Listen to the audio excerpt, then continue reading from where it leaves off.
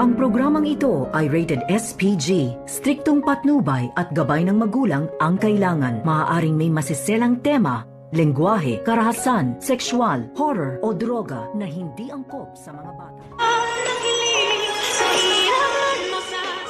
Ngayong Biyernes, narito na nga ang ating mga pakatutukan at mainit sa episode na Abot Kamay na Pangarap. Mailigtas nga ba dito ni RJ itong si Lynette? At nagulat nga itong si Lynette, pati itong si Harry na bigla na nga dumating itong si RJ. At dito naman nangako si RJ kay Lynette na ngayon ay nandyan na daw siya, ay gagawin daw niya lahat na hindi masaktan ni Carlos itong si Lynette at ipaglalaban nga daw niya ito. At dito naman na sunod dumating itong si Annalyn, pati nga itong si Giselle dahil sa provincial ng ospital na iyon na tumawag sa kanila at ibinalita na naroon nga itong si Lynette Santos at naka-confine. At dahil dito, kalat na nga sa balita ngayon, itong ginawa ang pananakit at pangingidnap ni Doc Carlos Benitez. At dito nga napanood ng lahat kung anong klaseng tao nga ba itong si Carlos. At dito rin, nag-aalala na ang husto itong si Zoe na baka mapahamak daw itong kanyang tunay na ama na si Carlos. Kaya nagtanong-tanong itong si Zoe dito nga kay Juan kung anong update na ba sa kanila ngayon. At kung kumusta daw itong si Carlos. At ang sagot naman dito ni Juan sa kanya na sana nga ay mahuli na itong si Carlos upang makulong at pagbayaran ang lahat-lahat ng kanyang ginawa. At dito naman na tila hindi nagustuhan ni Zoe ang sinabi dito ni Juan sa kanya. At nagtataka ito na kung bakit kinakampihan ni Zoe itong si Carlos. Ano bang mayroon dito kay Carlos? At hindi naman agad makasagot itong si Zoe kung ano nga ang idadahilan niya dito sa kanyang sinabi.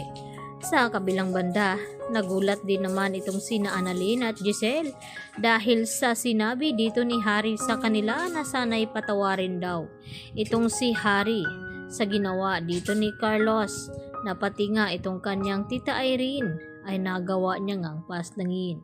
At dito nga na nagtanong itong si Annalyn kung ano ang ginawa ni Carlos. At dito inamin ni Harry na may kinalaman nga itong si Carlos sa nangyaring aksidente kay Irene at pati rin itong si Giselle. At habang nagkakagulo sa labas itong sina Carlos at Lynette at RJ, dito naman na pinagtitinginan sila ng mga staffs ng ospital.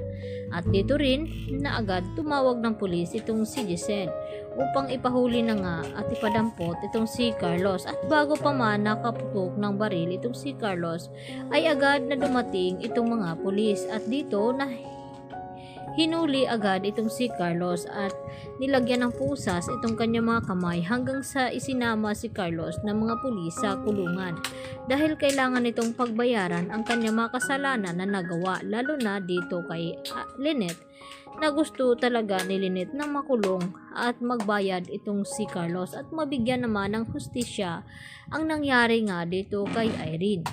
At humingi naman ng tawad si Carlos at umiyak dito kay Lynette na sana raw ay patawarin siya dahil hindi daw niya sinasadyang saktan itong si Lynette, nadala lang naman daw siya sa kanyang galit, lalo na itong sa pilitang pagsama ni Lynette sa kanya.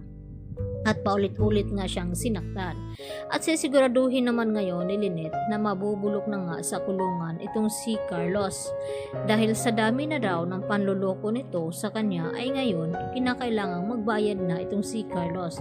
At pati na rin nga itong kanyang anak ay lumalayo na ang loob nito. At nararapat lamang na magdusa nga itong kanyang ama dahil sa mga kasalanan nito na ginawa sa kanila.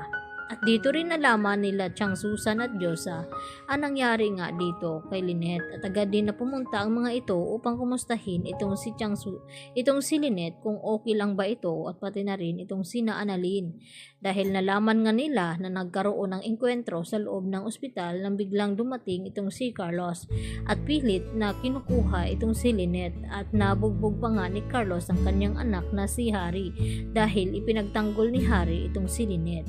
Kaya Ayan naman ang ating pakatutukan at aabangan mamaya dito lamang yan sa Abot Kamay na Pangarap. Yan lang po at marami pong salamat. Bye-bye!